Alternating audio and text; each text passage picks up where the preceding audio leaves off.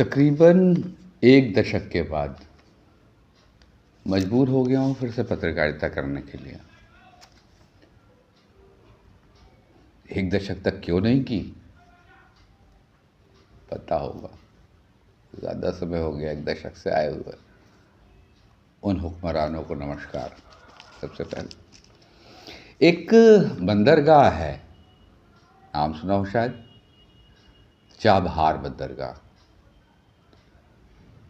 जो ईरान में बन रहा था और जिसको हिंदुस्तान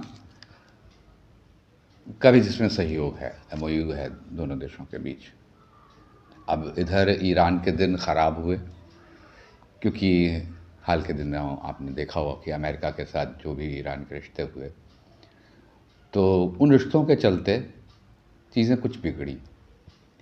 2017-18 से भारत सरकार वहाँ पर निवेश कर रही थी। इस साल के बजट में आपने क्या सस्ता, क्या महंगा, क्या खोया, क्या पाया, एक टैक्स पेयर की तरह से तो देखा है। क्या एक जिम्मेदार भारतीय नागरिक की तरह आपने देखा? नहीं। इसमें आपकी गलती नहीं है, पत्रकारिता के गिरते स्तर की बात है। तो साहब, ये बंदरगाह जो है ये बन रहा है जहाँ पे, वहाँ से ग्वादर बंदरगाह के बारे में जानते होंगे, थोड़ा सा ब्रीफ में बता देता हूँ कि पाकिस्तान और चीन मिलके ग्वादर बंदरगाह बना रहे हैं, बन चुका।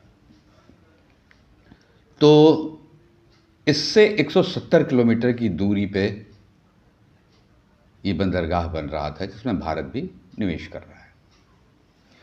ये बंदरगाह, चूँकि इसकी कुछ खासियतें हैं, एक तो ये कि ग्वादर से 170 किलोमीटर ही की दूरी पे है, तो भारत की सामरिक क्षमता मजबूत होती निसंदेह।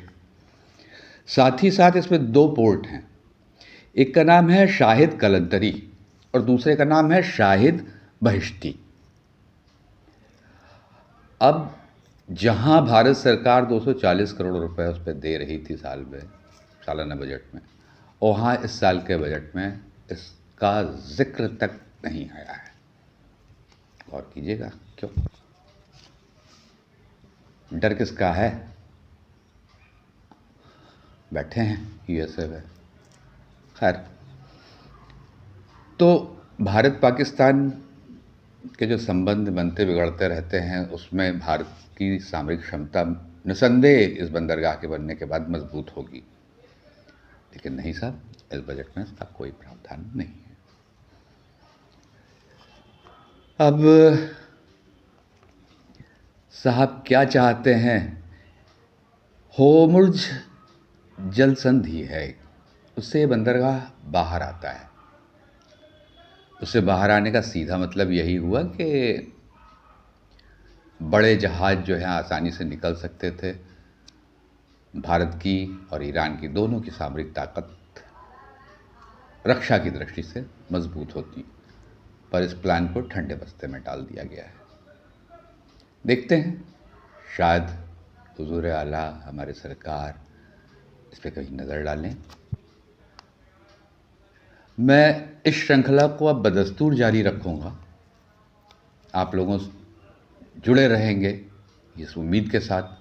मैंने ये श्रृंखला फिर से शुरू की है, ये पत्रकारिता फिर से शुरू की है। शुक्रिया। बहुत जल्द बात करने जा रहे हैं हम दीपक कुमार कश्यप के बारे में। जी, आज ही बात करेंगे। बहुत बहुत शुक्रिया जुड़ने के लिए, बहुत बहुत शुक्रिया।